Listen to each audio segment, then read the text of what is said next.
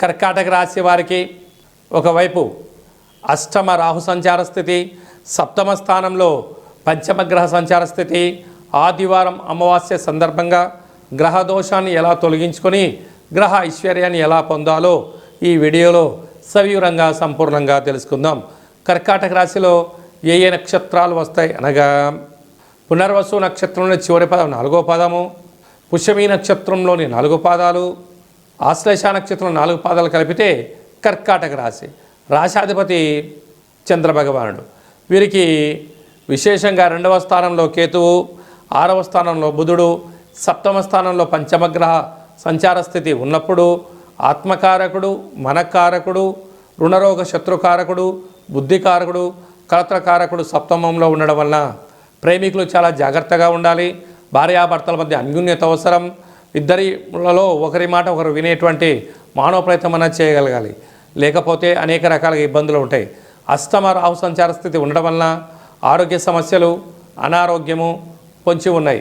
కనుక ఆదివారం అమావాస్య సందర్భంగా అంటే తెల్ల జిల్లేడు వృక్షానికి పుష్పాలు చాలా తెల్లగా ఉంటాయి కనుక వీరు కొబ్బరి నూనెతో తెల్లటి విరజాజులతో కానీ మల్లెపూలతో కానీ ఆ యొక్క తెల్ల జిల్లేడు వృక్షానికి దండం పెట్టడం, దీపం పెట్టడం యోగదాయకం.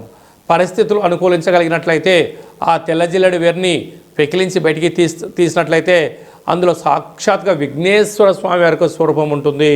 ఆయనను తెచ్చి సింధూరం పూసి ఒక లక్ష్మీ గణపతి హోమాన్ని చేసుకొని ఇంట్లో ఉంచుకుంటున్నట్టయితే విపరీతమైన రాజయోగం కలిగి గ్రహదోషం తొలగి అష్టకష్టాలు తొలగి అష్టైశ్వర్యాలు కలుగుతాయి.